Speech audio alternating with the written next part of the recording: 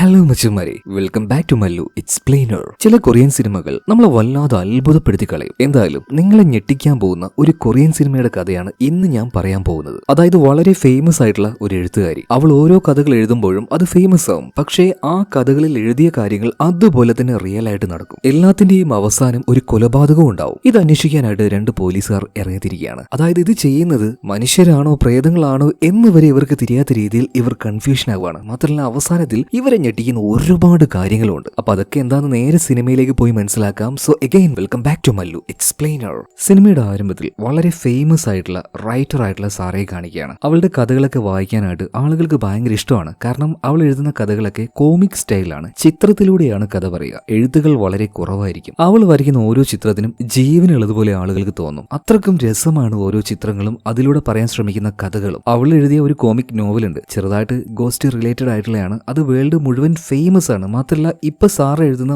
ഓരോ നോവലുകളും വായിക്കാനായിട്ട് കാത്തിരിക്കുന്ന ഒരുപാട് പേരുണ്ട്. സാർ ഇപ്പൊ പുതിയൊരു നോവൽ എഴുതിക്കൊണ്ടിരിക്കുകയാണ്. അതിനനുസരിച്ച് ഒരുപാട് ചിത്രങ്ങളും വരയ്ക്കുന്നുണ്ട്. ഇതെല്ലാം കംപ്ലീറ്റ് ആയതിനു ശേഷം അതെല്ലാം ഒരു മെയിലിൽ ഡ്രാഫ്റ്റ് ചെയ്ത് അവളുടെ കൂട്ടുകാരിയായിട്ടുള്ള റോസിന് അയച്ചു കൊടുക്കുകയാണ്. ഇതിനുശേഷം സാറ ഒന്ന് റെസ്റ്റ് എടുക്കാൻ പോകുന്നുണ്ട്. അതുപോലെ തന്നെ റോസിന് ആ മെയിൽ കിട്ടി. ഈ റോസ് വർക്ക് ചെയ്യുന്ന കമ്പനി ഉണ്ടല്ലോ, ആ കമ്പനിയാണ് സാറയുടെ നോവലെല്ലാം പ്രിന്റ് ചെയ്ത് പബ്ലിഷ് ചെയ്യുന്നത്. ഇതേ കമ്പനിയിൽ തന്നെയാണ് റോസ് വർക്ക് ചെയ്യുന്നത്. എന്തായാലും റോസിന്റെ മെയിലിലേക്ക് ഈ കഥയുടെ പൂർണ്ണ രൂപം വന്നല്ലോ. സോ അത് ഡൗൺലോഡ് ചെയ്യാൻ വെച്ച് റോസ് ഒരു കാപ്പി എടുക്കാൻ വേണ്ടി പോവാണ്. കാപ്പി എടുത്ത് അത് കുടിച്ചുകൊണ്ട് വന്ന് നേരെ ആ ഒരു ഡ്രാഫ്റ്റ് ഓപ്പൺ ആക്കി നോക്കി ആദ്യത്തെ ചിത്രം റോസ് കാണുകയാണ്. അത് കണ്ട പാടിന് റോസ് ഒന്ന് ഞെട്ടിപ്പോകുന്നുണ്ട്. അതായത് ആ ചിത്രം എങ്ങനെയായിരുന്നു, ഈ റോസ് ഇപ്പൊ ഈ ഓഫീസിൽ നിൽക്കുന്നില്ലേ ഒരു ചായക്കപ്പം പിടിച്ചുകൊണ്ട്, അതേ ചിത്രം തന്നെ. അതിനേക്കാൾ റോസിനെ അത്ഭുതപ്പെടുത്തിയത് റോസ് ആ ഡ്രാഫ്റ്റ് ഓപ്പൺ ചെയ്യുമ്പോൾ അവൾ ഒരു കാര്യം ചിന്തിച്ചായിരുന്നു. അതേ കാര്യം തന്നെയാണ് ഡയലോഗായിട്ട് അവിടെ എഴുതിയിരിക്കുന്നത്. അതായത് അവളിങ്ങനെ വിചാരിച്ചു എന്ന് വെക്കുക. ഒരു ഉദാഹരണം, ഇന്ന് വല്ലാതെ ടയർഡായി പോയി, വല്ലാത്ത വർക്ക് തന്നെയായിരുന്നു. ഒരു ഉദാഹരണം ഞാൻ പറഞ്ഞ കേട്ടോ, അവൾ അങ്ങനെ വിചാരിച്ചെന്ന്. എന്തായാലും അവൾ വിചാരിച്ച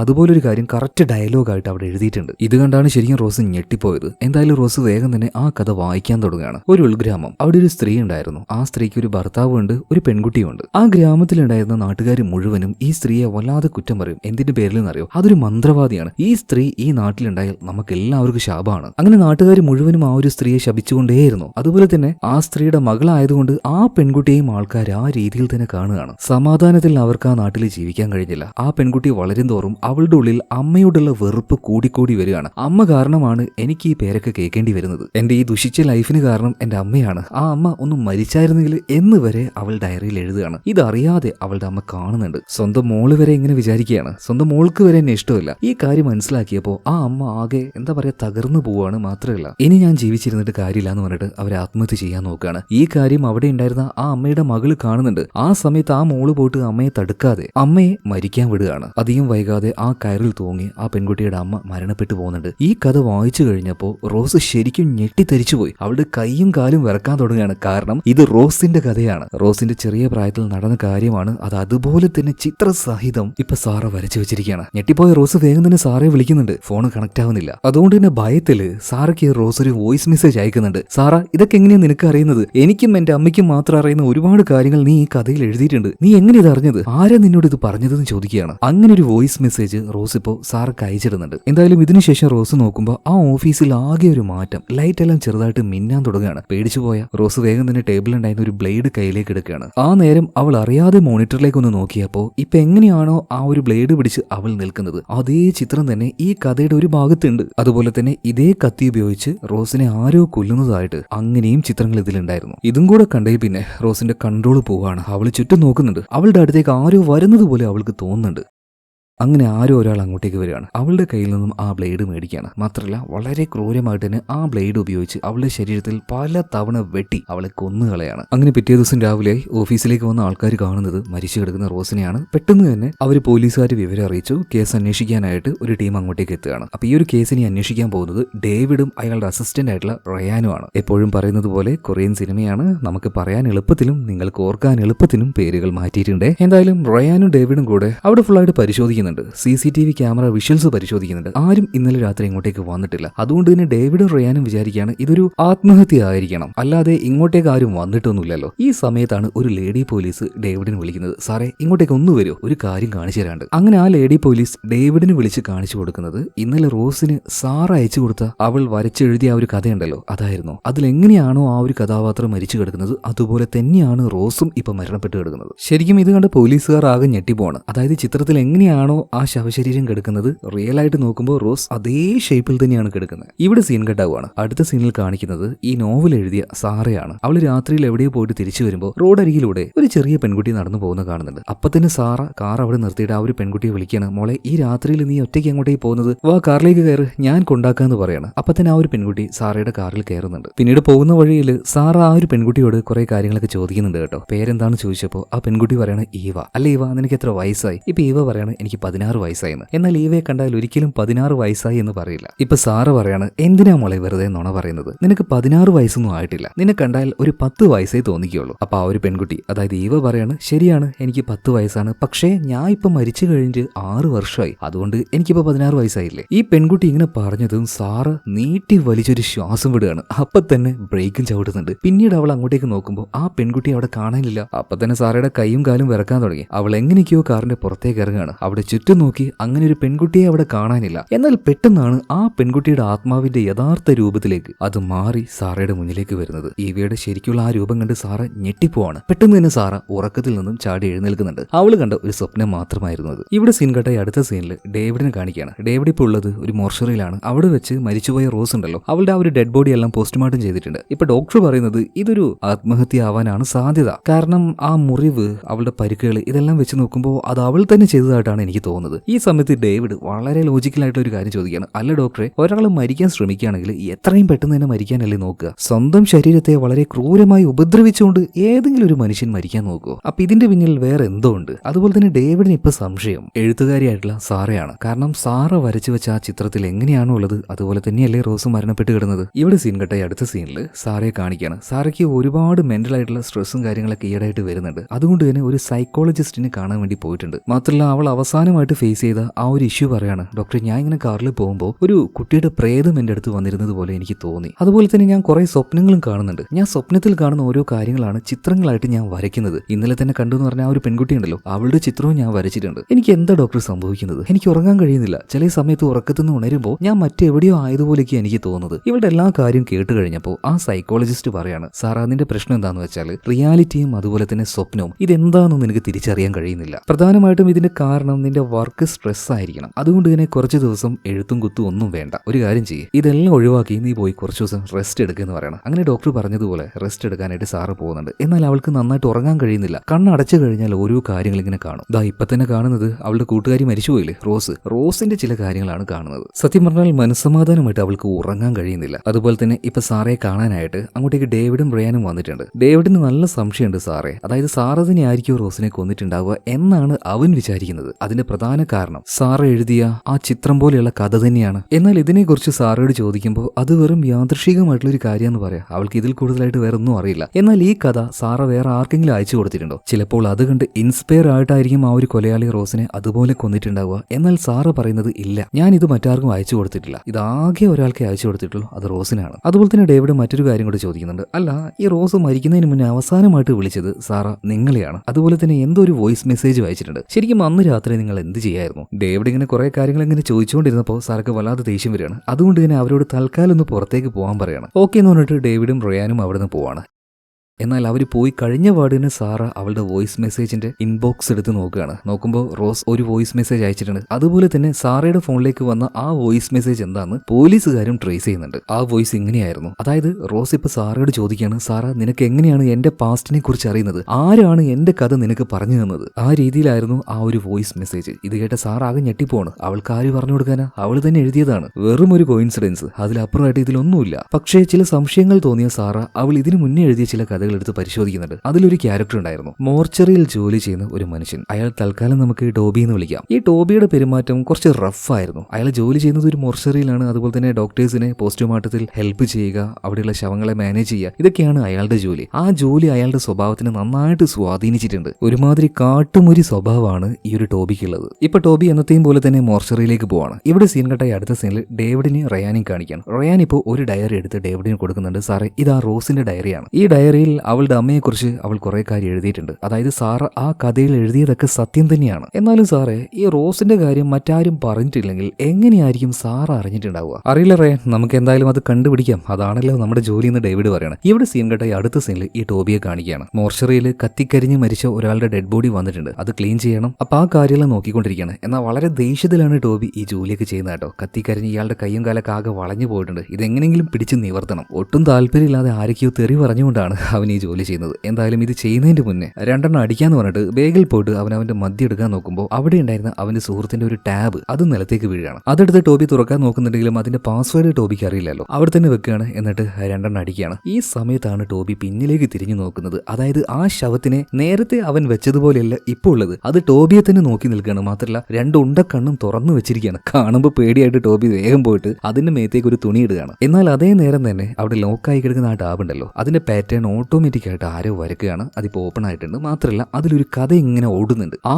കഥ അതേതാണെന്നറിയോ? സാറ ഈ ടോബിയെ കുറിച്ച് എഴുതിയ ആ ഒരു കഥയാണത്. എന്നാൽ ടോബി എന്ന ഇങ്ങനെ ഒരു മനുഷ്യൻ റിയൽ ആയിട്ട് ഉണ്ട് എന്നുള്ള കാര്യം പോലും സാർക്ക് അറിയില്ല കേട്ടോ. എന്തായാലും സാറ എഴുതിയ ആ ഒരു കഥ ഇപ്പൊ ആ ഒരു ടാബിൽ ഓട്ടോമാറ്റിക് ആയിട്ട് വരുന്നുണ്ട്. ഇപ്പൊ ടോബിയും അത് വായിക്കുകയാണ്. എന്നാൽ അത് വായിക്കും തോറും ടോബി ആകെ ഞെട്ടാൻ തുടങ്ങി. കാരണം അവന്റെ ലൈഫിൽ നടന്ന കാര്യം തന്നെയാണ് ആ കഥയിലുള്ളത്. കുറച്ച് വർഷങ്ങൾക്ക് മുന്നേ അവന്റെ ഭാര്യയ്ക്ക് തീരെ വയ്യായിരുന്നു. കുറെ നാളൊക്കെ ടോബി അവന്റെ ഭാര്യയെ നോക്കി. അങ്ങനെ അവസാനം അവനത് ശല്യമായിട്ട് തോന്നാൻ തുടങ്ങി. ഈ ഭാര്യയുടെ ഈ അസുഖം കാരണം അവന് മര്യാദക്ക് ജീവിക്കാൻ പറ്റാതെയായി. അവന്റെ ലൈഫിന്റെ സ്വസ്ഥത തന്നെ നഷ്ടപ്പെട്ടു. അങ്ങനെ അവസാനം ടോബി ഒരു കാര്യം തീരുമാനിക്കുകയാണ്. രോഗിയായിട്ട് വേദന തിന്ന് ജീവിക്കുന്ന അവന്റെ ഭാര്യയെ കൊല്ലാൻ തന്നെ. അങ്ങനെ ഒരു തുണിയെടുത്ത് അവളുടെ കഴുത്തിൽ ചുറ്റി ശ്വാസം മുട്ടിച്ച് അവന്റെ ഭാര്യയെ കൊന്നുകളയാണ്. ഈ കഥ ഇങ്ങനെ വായിക്കും തോറും ടോബി ആകെ കിടന്ന് വിറക്കാൻ തുടങ്ങുകയാണ്. അവന്റെ ലൈഫിൽ നടന്ന കാര്യമാണ്. പിന്നീട് ആ കഥ മുന്നോട്ടേക്ക് പോകും തോറും കൂടുതലായിട്ട് ടോബി പേടിക്കാൻ തുടങ്ങും. കാരണം അതിന്റെ അവസാനം ടോബി മരിക്കുന്നുണ്ട്. അവൻ വായിക്കുന്ന ഈ ഒരു കാര്യം നമ്മുടെ സാറയും വായിക്കുന്നുണ്ട്. അവൾ എഴുതിയ ആ ഒരു കഥ തന്നെയാണ്. മാത്രമല്ല ആ കഥയിൽ ഈ ടോബി എന്ന് പറഞ്ഞ ആൾ മരിക്കാൻ പോകുന്ന ഡേറ്റ് അത് ഇന്നാണ്. മാത്രമല്ല രാത്രി 10 മണിക്കാണ് അയാൾ മരിക്കാൻ പോകുന്നത്. അവള് ടൈം നോക്കി. ഇനി അധികം നേരമില്ല, ഒരു 10 മിനിറ്റ് കൂടെ കഴിഞ്ഞാൽ 10 മണിയാവും. അവളൊന്നും നോക്കിയില്ല, നേരെ ആ ഹോസ്പിറ്റലിലേക്ക് പോകണം. കാരണം ആ ഹോസ്പിറ്റലിലെ പേര് വരെ കഥയിൽ എഴുതിയിട്ടുണ്ട്. ഹോസ്പിറ്റലിലേക്ക് എത്തി. മാത്രമല്ല ആ ഹോസ്പിറ്റലിന്റെ മോർച്ചറിയിലേക്കും പോവാണ്. എന്നാൽ ഇതേ നേരം തന്നെ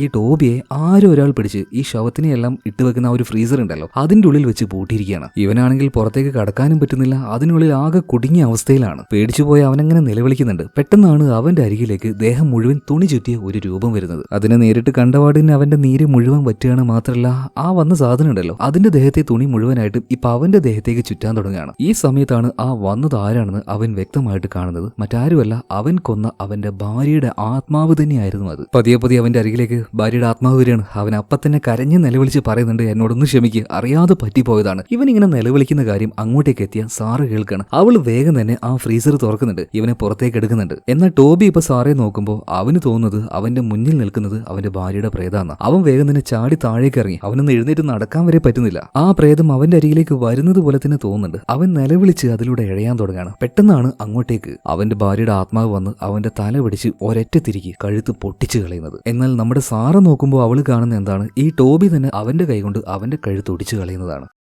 അങ്ങനെ മരണപ്പെട്ടു പോയ ടോബി താഴേക്ക് വീണപ്പോൾ അവന്റെ തൊട്ടു പിന്നിലായിട്ട് അവന്റെ ഭാര്യയുടെ ആത്മാവ് നിൽക്കുന്നതും സാറ വളരെ വ്യക്തമായിട്ട് കണ്ടു. കറക്റ്റ് ഇതേ സമയത്താണ് അങ്ങോട്ടേക്ക് ഡേവിഡും റയാനും വരുന്നത്. കാരണം ടോബിയെക്കുറിച്ച് സാറ എഴുതിയ ആ ഒരു കഥ ഇവർ രണ്ടുപേരും വായിച്ചിട്ടുണ്ടായിരുന്നു. അപ്പൊ ആ ഒരു ഡേറ്റ് ഇന്നാണ്, ഈ ഹോസ്പിറ്റലാണ്, ഈ സമയമാണ്. അത് മനസ്സിലാക്കിയാണ് ഡേവിഡും റയാനും കറക്റ്റ് ഇങ്ങോട്ടേക്ക് എത്തിയത്. അവർ വന്നപ്പോൾ കാണുന്ന കാഴ്ച എന്താണ്? ടോബി അവിടെ മരിച്ചെടുക്കുന്നു. അതുപോലെ തന്നെ സാറയാണെങ്കിൽ അവിടെയുണ്ട്. റയാൻ വേഗം തന്നെ ഗണ്ണെടുക്കാണ്. സാർക്ക് നേരെ ചൂണ്ടുന്നുണ്ട്. അധികം വൈകാതെ സാറെ ഇവർ അറസ്റ്റ് ചെയ്യാണ്. കാരണം ഇതിനേക്കാൾ കൂടുതൽ വലിയൊരു തെളിവ് അവർക്ക് എന്താ വേണ്ടത്? അങ്ങനെ സ്റ്റേഷനിൽ കൊണ്ടുവന്ന സാറയോട് ഡേവിഡ് കാര്യങ്ങൾ ചോദിക്കാൻ തുടങ്ങുന്നുണ്ട്. അതുപോലെ തന്നെ ഡേവിഡ് പറയണ, എനിക്കൊന്നും അറിയില്ല എന്ന് സാറ നീ പറയാൻ നിൽക്കണ്ട. കാരണം നീ എഴുതിയ കഥയുണ്ടല്ലോ, ആ രണ്ട് കഥയിലും എങ്ങനെയാണോ രണ്ടുപേരും മരിക്കുന്നത് അതുപോലെ തന്നെയാണ് ഇപ്പൊ അവര് മരിച്ചിരിക്കുന്നത്. സോ ഈ കൊലപാതകവുമായിട്ട് നിനക്ക് നല്ല ബന്ധമുണ്ട്. അതുകൊണ്ട് നിനക്കറിയാവുന്ന കാര്യങ്ങളൊക്കെ തുറന്നു പറഞ്ഞു എന്ന് പറയണം. ഇപ്പൊ സാറ് പറയണം, സാറേ വേറെ ആരോടും പറയില്ലെങ്കിൽ ഞാനൊരു രഹസ്യം അറിയാം. സത്യത്തിൽ ഞാൻ എഴുതുന്ന ഈ കഥകളുണ്ടല്ലോ അതൊന്നും ഞാൻ എന്റെ ഭാവനയിൽ നിന്നും ഉണ്ടാക്കിയെടുത്ത് എഴുതുന്നതല്ല. ഇതെല്ലാം ഇമെയിൽ വഴി ഒരാൾ എനിക്ക് അയച്ചു തരുന്നതാണ്. അതെന്റെ എന്റേതായ രീതിയിൽ ഞാൻ മാറ്റിയെടുക്കുന്നു എന്ന് മാത്രം. അല്ലാതെ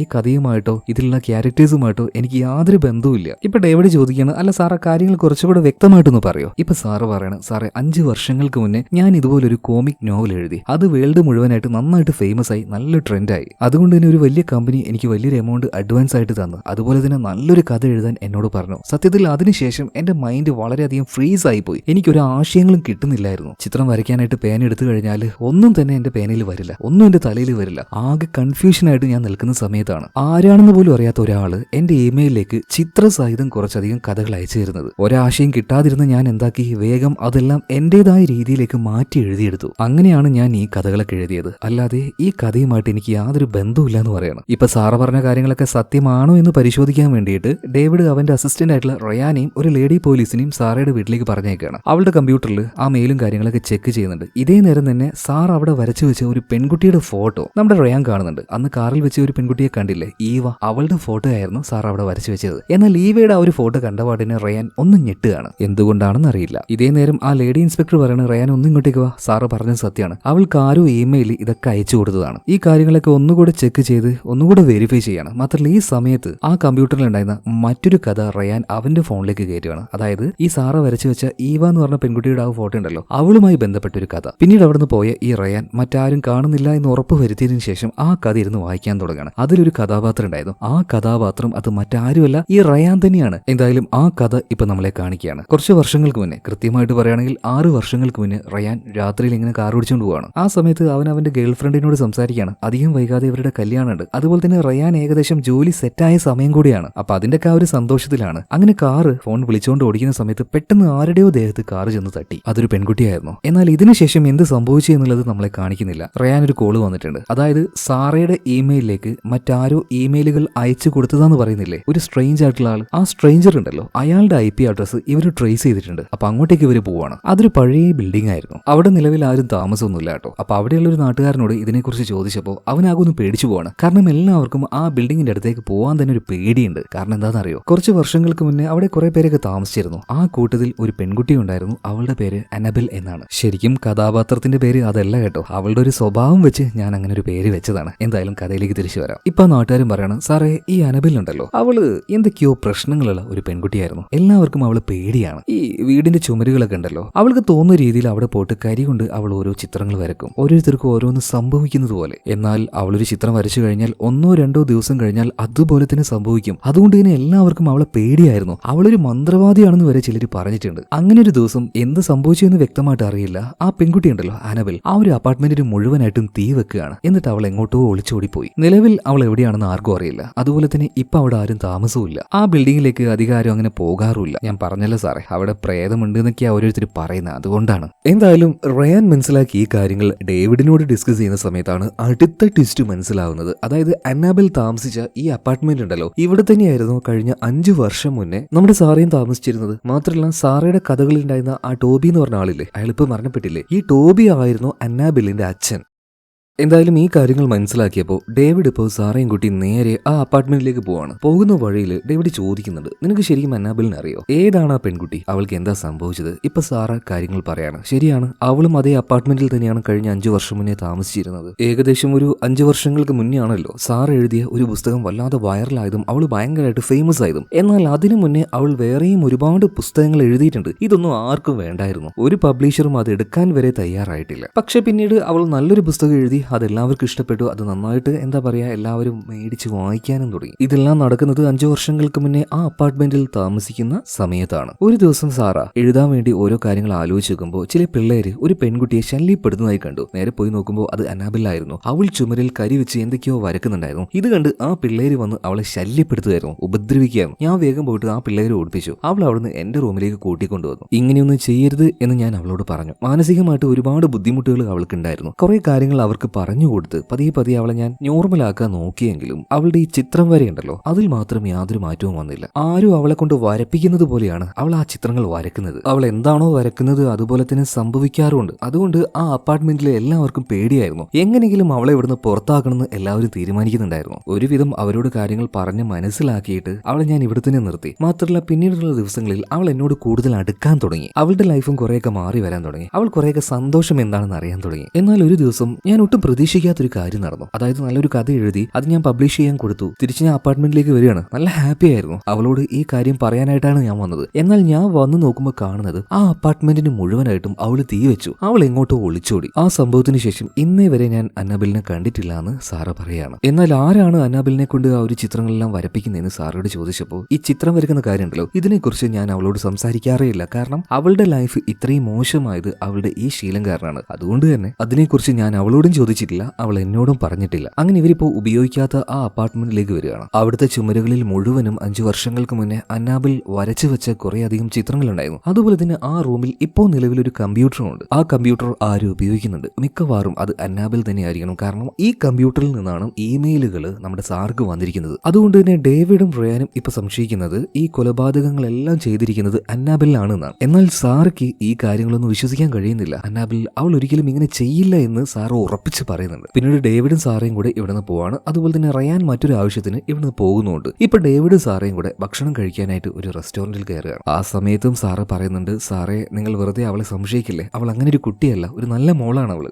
അതൊക്കെ ഞങ്ങൾ അന്വേഷിച്ച് കണ്ടുപിടിച്ചോളാം, തൽക്കാലം ഭക്ഷണം കഴിച്ചതിന്റെ ബില്ല് ഞാൻ ഒന്ന് പേ ചെയ്യട്ടെ എന്ന് പറഞ്ഞിട്ട് നേരെ കൗണ്ടറിലേക്ക് പോവാണ്. ഈ നേരത്താണ് സാറയ്ക്ക് ഒരു മെസ്സേജ് വരുന്നത്. ആ മെസ്സേജ് അയച്ചത് മറ്റാരും ആയിരുന്നില്ല, അന്നാബെല്ലായിരുന്നു. സാറയോട് ഒരു ലൊക്കേഷൻ പറയുന്നുണ്ട്. സാറ നീ എത്രയും പെട്ടെന്ന് ഇങ്ങോട്ടേക്ക് വരണം, എനിക്ക് നിന്നോട് പ്രധാനപ്പെട്ട ഒരു കാര്യം സംസാരിക്കാനുണ്ടെന്ന് അന്നാബെൽ ആ ഒരു മെസ്സേജിലൂടെ പറയണം. മെസ്സേജ് കണ്ടപാട് തന്നെ സാറ ഒന്ന് ഞെട്ടുകയാണ്. ഇപ്പൊ എവിടെയാണെങ്കിൽ അവിടെ കാശ് കൊടുക്കുകയാണല്ലോ. അപ്പൊ ആ ഒരു സമയം അയാളുടെ ശ്രദ്ധ മാറി എന്ന് ഉറപ്പായപ്പോൾ സാറ പതിയെ പോയിട്ട് അവളുടെ കാറിൽ കയറുകയാണ്. പെട്ടെന്ന് തന്നെ കാർ എടുത്ത് പോകാൻ നോക്കുകയാണ്. അപ്പോഴേക്കും ഡേവിഡ് അങ്ങോട്ടേക്ക് വന്നു. അയാളെ കൊണ്ട് ആ കാർ നിർത്തിക്കാൻ പറ്റിയില്ല കേട്ടോ. സാർ അവിടുന്ന് പോവാണ്. അന്നാബെൽ പറഞ്ഞ ആ ലൊക്കേഷനിലേക്ക് അവൾ എത്തിയിട്ടുണ്ട്. എന്നാൽ അവിടെ എത്തി ചുറ്റും നോക്കി. അന്നാബെലിനെ അവൾ വിളിക്കുന്നുണ്ട്, പക്ഷെ ആരും അങ്ങോട്ടേക്ക് വരുന്നില്ല. പെട്ടെന്ന് ആരും ഒരാൾ അങ്ങോട്ടേക്ക് വന്നു. അതാരാണെന്ന് കാണിക്കുന്നില്ല. ഇവിടെ സീൻ കട്ടാവുകയാണ്. കുറച്ചു നേരം കഴിഞ്ഞപ്പോൾ ഡേവിഡ് സാറയുടെ ഫോൺ ട്രേസ് ചെയ്തുകൊണ്ട് അങ്ങോട്ടേക്ക് വരുന്നുണ്ട്. എന്നാൽ അവിടെ സാറ ഉണ്ടായിരുന്നില്ല, അവളുടെ ഫോൺ മാത്രമേ ഉണ്ടായിരുന്നുള്ളൂ. വേഗം തന്നെ ഡേവിഡ് റയാനെ വിളിക്കുന്നുണ്ട്. റയാനാണെങ്കിൽ ഹോസ്പിറ്റലിലേക്ക് പോയതായിരുന്നു. അവന്റെ ഭാര്യ പ്രഗ്നന്റ് ആണ്. അവന്റെ ഭാര്യയുടെ ഡെലിവറി ഡേറ്റ് അടുത്തിട്ടുണ്ട്. അതുകൊണ്ടാണ് അവൻ ഹോസ്പിറ്റലിലേക്ക് പോയിരിക്കുന്നത്. ഇപ്പൊ റയാനെ ഡേവിഡ് വിളിച്ച് കാര്യങ്ങൾ പറയാണ്. ഇപ്പൊ റയാൻ പറയാണ്, സാർ എന്താ ഈ പറയുന്നത്? റെസ്റ്റോറന്റിൽ അത്രയും ആൾക്കാരുണ്ടായിട്ടും അവിടുന്ന് സാറിന്റെ കണ്ണ് വെട്ടിച്ച് അവള് രക്ഷപ്പെട്ടുന്ന.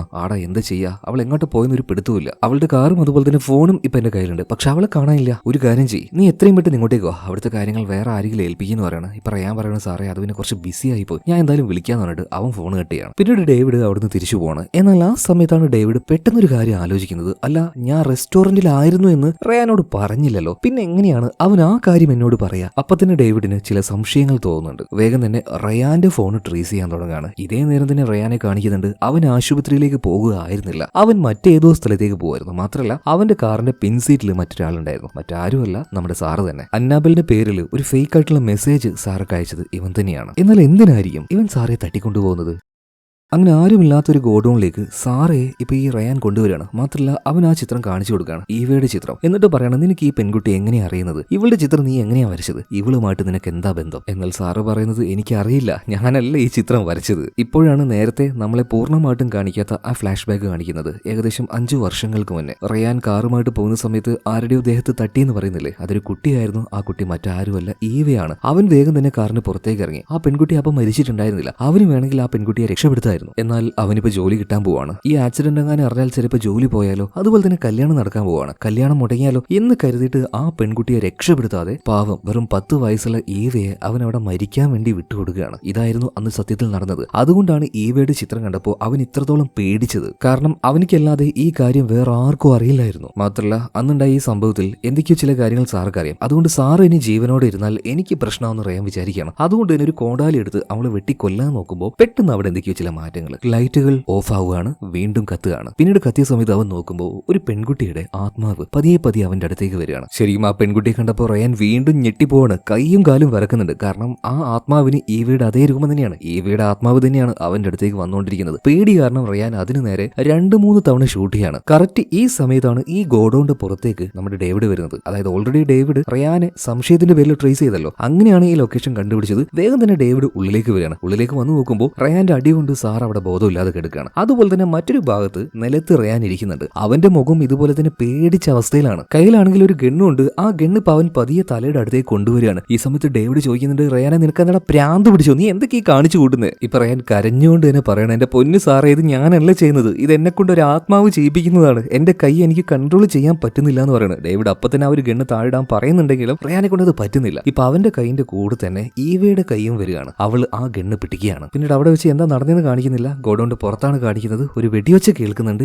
ഇതിനുശേഷം കാണിക്കുമ്പോൾ റയാൻ വെടിയേറ്റ് താഴെ മരിച്ചു കിടക്കുകയാണ്. റയാൻ മരിച്ചു കഴിഞ്ഞതിന് ശേഷം ചെറുതായ ഒരു രൂപത്തെ ഡേവിഡും കാണുകയാണ്. അതായത് റയാൻ പറഞ്ഞത് സത്യമാണെന്ന് ഡേവിഡിന് മനസ്സിലായി. അങ്ങനെ അധികം വൈകാതെ കുറെ പോലീസുകാർ അങ്ങോട്ടേക്ക് വരികയാണ്. അന്വേഷണം തുടങ്ങുകയാണ്. ഇപ്പൊ ഡേവിഡ് അവന്റെ സീനിയർ ഓഫീസറോട് ഒരു കാര്യം പറയുന്നുണ്ട്, സാറേ, ഇത് നമ്മൾ വിചാരിക്കുന്നത് പോലെയല്ല, ഇതിന്റെ പിന്നിൽ ഒരു ആത്മാവാണ്. നടന്ന കാര്യങ്ങളൊക്കെ ഡേവിഡ് പറയുന്നുണ്ട്. എന്നാൽ ഇത് കേട്ടപാടിന് ആ സീനിയർ ഓഫീസർ പറയാണ്, നീ ഈ പറഞ്ഞ കാര്യം വേറെ ആരോടും പറയരുത്, ഇതൊന്നും ആരും വിശ്വസിക്കില്ലടാ. തൽക്കാലം അവൻ ആത്മഹത്യ ചെയ്തു, അങ്ങനെ റിപ്പോർട്ട് എഴുതിയാൽ മതി. എന്തായാലും റയാൻ മരിച്ചതിന് ശേഷം ഡേവിഡിന് എന്തോ വല്ലാത്തൊരു സങ്കടമാണ്. മര്യാദക്ക് വർക്ക് ചെയ്യാനും കഴിയുന്നില്ല. ഓഫീസിലേക്ക് പോയി ആരോടും സംസാരിക്കാതെ അങ്ങനെ ഇരിക്കും. ഈ സമയത്താണ് ഇവരുടെ ടീമിലെ ആ ഒരു ലേഡി ഇൻസ്പെക്ടർ ഒരു ചിത്രം കൊണ്ടുവന്ന് കൊടുക്കുന്നത്. അതായത് നമ്മുടെ സാറ വരച്ച ഈവയുടെ ചിത്രമായിരുന്നു അത്. അതിൽ അവളുടെ പേരും എഴുതിയിട്ടുണ്ടായിരുന്നു. ഇത് കണ്ട സമയത്ത് ഡേവിഡ് ഒന്ന് ഞെട്ടുകയാണ്. അതായത് റയാൻ മരിക്കുന്നതിന്റെ മുന്നേ അവസാനമായിട്ട് അവനൊരു പേര് പറഞ്ഞിട്ടുണ്ടായിരുന്നു, ഈവ. അതേ പേര് തന്നെയാണ് ഈ ചിത്രത്തിന്റെ താഴെയും എഴുതിയിട്ടുള്ളത്. ഈ സമയത്ത് സാറയുടെ മേലെ ഡേവിഡിന് കൂടുതലായിട്ട് സംശയം തോന്നുകയാണ്. മാത്രമല്ല 5 വർഷങ്ങൾക്ക് മുന്നേ സാറ ഒരു പുസ്തകം എഴുതി നന്നായിട്ട് സക്സസ് ആയി എന്ന് പറയുന്നില്ലേ, ആ പുസ്തകം ഇപ്പൊ ഡേവിഡ് എടുക്കുന്നുണ്ട്. ആ പുസ്തകത്തിൽ ഓരോ കാര്യങ്ങളും അവൻ വായിച്ചു നോക്കാൻ തുടങ്ങുകയാണ്. റിയൽ സംഭവങ്ങളുമായിട്ട് അതിനെ കമ്പയർ ചെയ്യാണ്. നോക്കുമ്പോൾ ഇതെല്ലാം യഥാർത്ഥത്തിൽ നടന്നതാണ്. ഈ ഒരു കൊലപാതകവുമായിട്ട് ഇവൾക്ക് എന്തോ ബന്ധമുണ്ട്.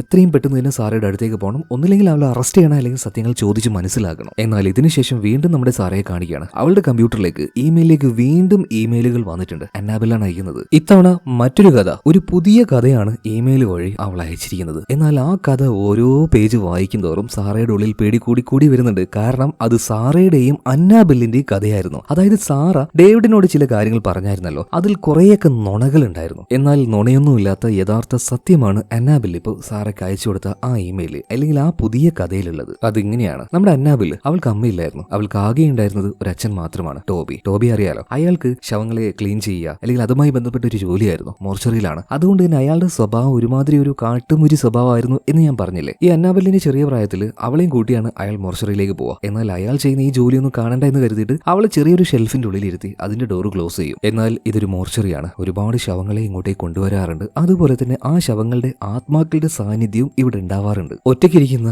അന്നാബെല്ലിന്റെ അടുത്തേക്ക് ഈ ആത്മാക്കൾ മുഴുവൻ വരും. എന്നിട്ട് അവളോട് സംസാരിക്കാൻ ശ്രമിക്കും. ആദ്യമൊക്കെ അന്നാബെല്ലിന് ഭയങ്കര പേടിയായിരുന്നു. അവളിങ്ങനെ കരയാൻ തുടങ്ങുകയാണ്. എന്നാൽ പതിയെ അവൾക്കത് ശീലമാകാൻ തുടങ്ങി. ഓരോ ആത്മാക്കളും അങ്ങോട്ടേക്ക് വന്നിട്ട് അവരുടെ കഥ പറയും. അവരെങ്ങനെയാണ് മരിച്ചത്, അല്ലെങ്കിൽ ആരാണ് കൊന്നത്, അവർക്ക് എന്താ സംഭവിച്ചത്, ഇതെല്ലാം വിശദീകരിച്ച് അവളോട് പറഞ്ഞു കൊടുക്കും. എന്നാൽ ഈ കാര്യങ്ങളൊന്നും അന്നാബെല്ലിന് ആരോട് ഷെയർ ചെയ്യാൻ പറ്റുന്നില്ല. അതിങ്ങനെ ഉള്ളിൽ വെച്ച് വല്ലാത്തൊരു പൊറുതിയേട് വരുമ്പോഴാണ് അവൾ ഈ ചിത്രങ്ങൾ ചുമരിൽ വരക്കുന്നത്. ഇതായിരുന്നു ശരിക്കും എല്ലാവരും കണ്ടിരുന്നത്. അങ്ങനെ ആ സമയത്താണ് അന്നാബെല്ലിന് ആരും കൂടെ കൂട്ടാത്ത സമയത്ത് സാർ അവളെ കൂടെ കൂട്ടുന്നതും അവളുടെ ഒരു കൂട്ടുകാരിയായിട്ട് നിൽക്കുന്നതും നല്ല രീതിയിൽ അവളെ നോക്കുന്നതും. എന്നാൽ ഈ സമയത്താണ് സാറയുടെ കുറുക്കൻ ബുദ്ധി വർക്കാവുന്നത്. നമ്മൾ വിചാരിച്ചതുപോലെ സാറ അത്ര നല്ല പുള്ളയൊന്നും അല്ല. അതായത് അവൾ ചെയ്ത പരിപാടി എന്താണെന്നറിയോ, ഈ അന്നാബെല്ലിൽ ഓരോ ചിത്രങ്ങൾ വരക്കുന്നുണ്ട്. അതിനെല്ലാം ഒരു കഥയുണ്ട്, ഒരു ആത്മാവുണ്ട് എന്ന് സാർക്ക് മനസ്സിലായി. അതുകൊണ്ട് തന്നെ ഇനി നീ ചിത്രം ചുമരിൽ വരക്കണ്ട, പേപ്പറിൽ വരച്ചോ എന്ന് പറഞ്ഞിട്ട് കുറെ പേപ്പറുകൾ അവൾക്ക് കൊടുക്കുകയാണ്. അങ്ങനെ അന്നാബെൽ കുറേയധികം ചിത്രങ്ങൾ വരച്ചു. അതിന്റെ പിന്നീട് ഒരു കഥയുണ്ട്. ഇതെല്ലാം ഏകദേശം ക്രോഡീകരിച്ചെടുത്ത് സാറ അവളുടെ കൂട്ടുകാരി റോസിന് കൊണ്ടേ കൊടുത്തു. റോസ് പറഞ്ഞു, ഇത് കിടിലനാണ്, അടിപൊളിയാണ്, ഇതിന്റെ പൂർണ്ണ രൂപം നീ എടുത്തിട്ട് വാ, നമുക്ക് ഇത് എന്തായാലും ഒരു ബുക്ക് ആകണം എന്ന് പറയണം. അങ്ങനെ ഭയങ്കര സന്തോഷത്തിൽ സാറ ഇപ്പോൾ അവളുടെ അപ്പാർട്ട്മെന്റിലേക്ക് പോവാണ്. എന്നാൽ സാർ അപ്പാർട്ട്മെന്റിലേക്ക് വന്നപ്പോൾ അവിടെ അന്നാബെൽ ഉണ്ടായിരുന്നു. അവൾക്ക് കാര്യങ്ങൾ മനസ്സിലായി. അന്നാബെൽ വരച്ച ചിത്രങ്ങൾ എടുത്താണ് അതൊരു പുസ്തകമാക്കാൻ വേണ്ടിയാണ് സാറ് പോയിരിക്കുന്നത്. അപ്പൊ തന്നെ അന്നാബെൽ അതിനെതിർക്കുകയാണ്. മാത്രമല്ല അവിടെ ഉണ്ടായിരുന്ന എല്ലാ ചിത്രങ്ങളും അവൾ തീയിട്ട് നശിപ്പിക്കുകയാണ്. എന്നാൽ കുറച്ച് ചിത്രം മാത്രം ബാക്കിയായി. അത് വേഗം തന്നെ സാറ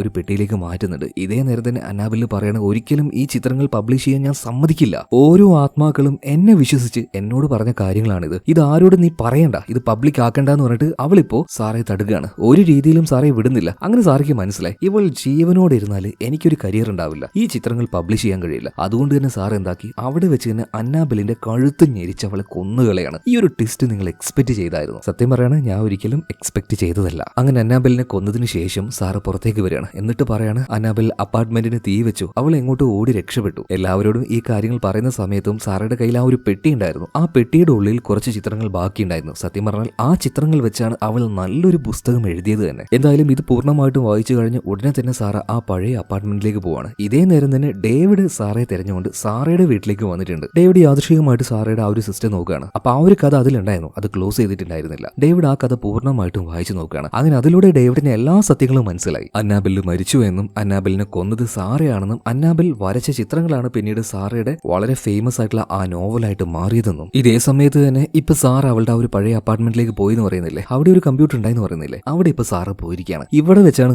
അടുത്ത ട്വിസ്റ്റ് നമ്മളെ കാണിക്കുന്നത്. അന്നാബെലിന്റെ പേരിൽ സാറയ്ക്ക് ഇത്രയും നാൾ ആ ഒരു ഇമെയിൽ അയച്ചിരുന്നത് അത് മറ്റാരുമല്ല, അത് സാറ തന്നെയാണ്. അവളുടെ മറ്റൊരു പേഴ്സണാലിറ്റി. ചില സൈക്കോളജിക്കൽ പ്രശ്നമുണ്ടെന്ന് പറഞ്ഞിട്ട് അവളൊരു ഡോക്ടറുടെ അടുത്തേക്ക് ട്രീറ്റ്മെന്റിന് പോകാറുണ്ടായിരുന്നില്ലേ, ശരിക്കും ഇത് തന്നെയാണ് അവളുടെ പ്രശ്നം. അവൾ ഉറക്കത്തിൽ നിന്നും എഴുന്നേറ്റാൽ മറ്റേതൊരു സ്ഥലത്ത് അറിയാതെ എത്തിപ്പെടുന്നു എന്ന് പറയുന്നില്ലേ, അത് ഈ സ്ഥലം തന്നെയാണ്. അന്നാബെല്ലായി മാറിക്കൊണ്ട് ഓരോ കഥകൾ എഴുതി അതൊരു ഇമെയിലാക്കി അത് സാറയുടെ മെയിലിലേക്ക് അയച്ചത് അത് സാറ തന്നെയാണ്, അതും ഇവിടെ വെച്ച്. എന്നാൽ ഇതിനേക്കാൾ നിങ്ങളെ ഞെട്ടിക്കാൻ പോകുന്ന മറ്റൊരു കാര്യമുണ്ട്. അതായത് സാറ എങ്ങനെയാണ് ഈ കഥകളൊക്കെ എഴുതുന്നത്? അവളുടെ ചുറ്റും ആ സമയത്ത് ഒരുപാട് ആത്മാക്കളുണ്ട്. ആ ആത്മാക്കൾ വള്ളി പുള്ളി തെറ്റാതെ ഓരോ കാര്യങ്ങൾ വിശദമായിട്ട് പറഞ്ഞു കൊടുക്കും. സാറ അത് അതുപോലെ തന്നെ വരച്ചെടുക്കും. അങ്ങനെയാണ് ശരിക്കും സാറ മരിച്ചുപോയ ചെറിയ പെൺകുട്ടിയുണ്ടല്ലോ ഈവ, അവളുടെ കഥ എഴുതിയത്. അതുപോലെ തന്നെ സാറയുടെ കൂട്ടുകാരിയായിട്ടുള്ള റോസിന്റെ കഥ എഴുതിയത്. പിന്നെ ആ മോർച്ചറിയിലെ ജോലിക്കാരനായിട്ടുള്ള ടോബിയുടെ കഥ എഴുതിയത്. അല്ലാതെ ഇതൊന്നും അവൾ സ്വയം എഴുതിയതല്ല, അവൾക്ക് ആത്മാക്കൾ പറഞ്ഞു കൊടുക്കുന്നതാണ്. അതായത് 5 വർഷങ്ങൾക്ക് മുന്നേ അന്നാബെലിനെ സാറ് കൊന്നല്ലോ. എന്നാൽ ആ സമയത്ത് അന്നാബെലിന്റെ ആ കഴിവുകൾ അതുപോലെ തന്നെ സാർക്ക് കിട്ടുമായിരുന്നു. അവളുടെ കൂടെ ഉണ്ടായിരുന്ന ആത്മാക്കൾ സാറയുടെ കൂടെ കൂടി. എന്നാൽ ഈ സത്യങ്ങൾ ഇപ്പോഴാണ് സാറ് മനസ്സിലാക്കുന്നത്. സാർക്ക് അറിയില്ലായിരുന്നു അവള് തന്നെയാണ് ഇവിടെ വന്ന് ഈ ചിത്രങ്ങൾ വരച്ച് ഈ കഥകൾ എഴുതി അവൾക്ക് അയക്കുന്നതെന്ന്. അതുപോലെ തന്നെ കാര്യങ്ങളൊക്കെ മനസ്സിലായപ്പോൾ സാർക്ക് വല്ലാത്ത മാനസിക വിഷമം തോന്നുകയാണ്. 5 വർഷം മുന്നേ ആ പാവം പെൺകുട്ടിയെ കൊന്നല്ലോ, അത് ചെയ്യരുതായിരുന്നു. ആ കുറ്റബോധം അവളുടെ ഉള്ളിൽ കിടന്ന് അങ്ങനെ വല്ലാതെ വിഷമിപ്പിക്കുന്നുണ്ട് അവളെ. ഇതേ നേരത്താണ് അന്നാബെലിന്റെ ആത്മാവ് അങ്ങോട്ടേക്ക് വരുന്നത്. എന്നാൽ എല്ലാ ആത്മാക്കളെയും പോലെ സാറയോട് അന്നാബെലിന്റെ ആത്മാവ് പ്രതികാരം ചെയ്യുന്നില്ല. അവളെ നോക്കി ഒന്ന് ചിരിച്ച് അന്നാബെൽ പോവുകയാണ്. സത്യം പറഞ്ഞാൽ സാറയ്ക്ക് കൊടുക്കാൻ പറ്റുന്ന ഏറ്റവും വലിയൊരു പണിഷ്മെന്റ് തന്നെയായിരുന്നു അത്. സാർ അവിടെ കരഞ്ഞുകൊണ്ടിരിക്കുകയാണ്. മാത്രമല്ല ഈ ആത്മാക്കളുണ്ടല്ലോ, അവർ പറയുന്ന കഥ അത് രഹസ്യമാക്കി വെക്കാൻ അവർക്ക് വലിയ താല്പര്യമൊന്നുമില്ല, അതെല്ലാവരും അറിയണം എന്ന് തന്നെയാണ് ആ ആത്മാക്കളും ആഗ്രഹിക്കുന്നത്. അങ്ങനെ സാറ കരഞ്ഞുകൊണ്ടിരിക്കുകയാണ്. ആ സമയത്താണ് ഡേവിഡ് അങ്ങോട്ടേക്ക് വരുന്നത്. ഡേവിഡിന് എല്ലാം സത്യം അറിയാലോ. അതുകൊണ്ട് തന്നെ ഡേവിഡ് അവൾക്കിട്ട് ഒരൊറ്റ അടി കൊടുക്കുകയാണ്. എന്തൊരു സ്വാർത്ഥയാടി നീ, നിന്റെ സ്വാർത്ഥമായ താല്പര്യത്തിന് വേണ്ടി നീ ആ ഒരു പെൺകുട്ടിയെ കൊന്നു കളഞ്ഞില്ലേ. എന്നാൽ അടി കൊണ്ട് നിലത്ത് വീണ നമ്മുടെ സാറ ചിരിക്കാൻ തുടങ്ങുകയാണ്. ആരായി പറയുന്നത്? ഡേവിഡ് നീയാണോ സ്വാർത്ഥതയില്ലാത്ത ആള്? ഇത് പറഞ്ഞിട്ട് സാറ അങ്ങനെ ചിരിക്കാൻ തുടങ്ങുകയാണ്. അതുപോലെ തന്നെ സാറ ആ ചുമരിൽ വരച്ചു വെച്ച മറ്റൊരു കഥ നമ്മളെ കാണിക്കുന്നുണ്ട്. അതിലെ പ്രധാന കഥാപാത്രം അത് മറ്റാരുമല്ല, ഡേവിഡാണ്. അതായത് കഥ ഇങ്ങനെ തീരുമ്പോൾ വീണ്ടും വീണ്ടും ട്വിസ്റ്റുകൾ വന്നുകൊണ്ടിരിക്കുകയാണ്. അതായത് അന്ന് റയാൻ മരിച്ച ആ രാത്രി ഉണ്ടല്ലോ, അന്ന് റയാനെയും ട്രേസ് ചെയ്ത് സാറയും ട്രേസ് ചെയ്ത് നേരെ ആ ഒരു ഗോഡൌണിലേക്ക് എത്തിയില്ലേ. അന്ന് ശരിക്കും എങ്ങനെയാണോ റയാൻ മരിച്ചത്? പുറത്തുനിന്നും ഒരു വെടിശബ്ദം മാത്രമേ നമ്മൾ കാണിച്ചുള്ളൂ. ഉള്ളിൽ വ്യക്തമായിട്ട് എന്താ നടന്നതെന്ന് നമ്മളെ കാണിച്ചിട്ടില്ലായിരുന്നു. അതിപ്പോ ആ കഥയിലൂടെ നമ്മളെ കാണിക്കുകയാണ്. അതായത് റയാന്റെ കയ്യിലുണ്ടായിരുന്ന ആ ഒരു ഗണ്ണ് എങ്ങനെയൊക്കെയോ അവനോട് കാര്യങ്ങൾ പറഞ്ഞ് മനസ്സിലാക്കി പതിയെ ഡേവിഡ് മേടിക്കുകയാണ്. മാത്രമല്ല ഡേവിഡ് നല്ല ദേഷ്യത്തിലാണ്. നീ എന്ത് പ്രാന്തൊക്കെയാണ് ഈ കാണിച്ചു കൂടുന്നത്? എന്തിനാ ഇവളെ തട്ടിക്കൊണ്ടുവന്ന്? നീ എന്തിനാ ഈ മരിക്കാൻ നോക്കുന്നത്? ഇതും പറഞ്ഞ ആ ഗണ്ണ് കൊണ്ട് വെറുതെ തട്ടിയതാണ്. ആ തട്ടിയ സമയത്ത് കയ്യിൽ വെച്ച് അറിയാതെ ഗണ്ണ് പൊട്ടുകയാണ്. ആ ബുള്ളറ്റ് അവന്റെ തലയിൽ കയറുകയാണ്. അങ്ങനെയാണ് റയാൻ മരിച്ചത്. സത്യം പറഞ്ഞാൽ ഒരു അബദ്ധത്തിൽ ഡേവിഡിന് പറ്റിപ്പോയതാണ്. എന്നാൽ ഈ അബദ്ധം ബാക്കിയുള്ളവരോട് പറഞ്ഞു കഴിഞ്ഞാൽ അവന്റെ ജോലി പോവും, അവന് പണിഷ്മെന്റ് കിട്ടും, ലൈഫ് ആകെ കുളാവും. അതുകൊണ്ട് തന്നെ അവനൊരു കാര്യം തീരുമാനിക്കുകയാണ്. ഈ കാര്യം ആരോടും പറയണ്ട, ഇതൊരു ആത്മഹത്യയാക്കിയിട്ട് വരുത്തി തീർക്കാം. അങ്ങനെ റയാന്റെ കയ്യിൽ ആ ഗണ്ണ് വെച്ചു കൊടുക്കണം. അതിനു മുന്നേ ഈ ഡേവിഡിന്റെ ഫിംഗർ പ്രിന്റും കാര്യങ്ങളൊക്കെ നന്നായിട്ട് മായ്ച്ചു കളയുന്നുണ്ട്. എന്നിട്ട് ഇതൊരു ആത്മഹത്യ പോലെ അവൻ ആക്കി തീർക്കുകയാണ്. ആ നേരം സാറ അവിടെ ബോധമില്ലാതെ കിടക്കുകയായിരുന്നല്ലോ. അതുകൊണ്ട് അവൾ ഈ കാര്യം കണ്ടിട്ടില്ല. അതായത് ഡേവിഡിനല്ലാതെ ഈ കാര്യം വേറെ ആർക്കും അറിയില്ല. എന്നാൽ നിലവിൽ ഈ കാര്യം ഇപ്പൊ സാറയ്ക്ക് അറിയാലോ. അതുകൊണ്ട് അവളെ ജീവനോട് വിട്ടാൽ ശരിയാവില്ല, അവളെയും കൊല്ലണം. ഡേവിഡ് മനസ്സില്ലാ മനസ്സോടെ ഗണ്ണെടുക്കുകയാണ്. അവളെ ഷൂട്ട് ചെയ്യാൻ നിൽക്കുമ്പോൾ പെട്ടെന്ന് ഡേവിഡിന്റെ കയ്യിൽ ഒരാൾ വന്ന് പിടിക്കുകയാണ്. മറ്റാരുമല്ല,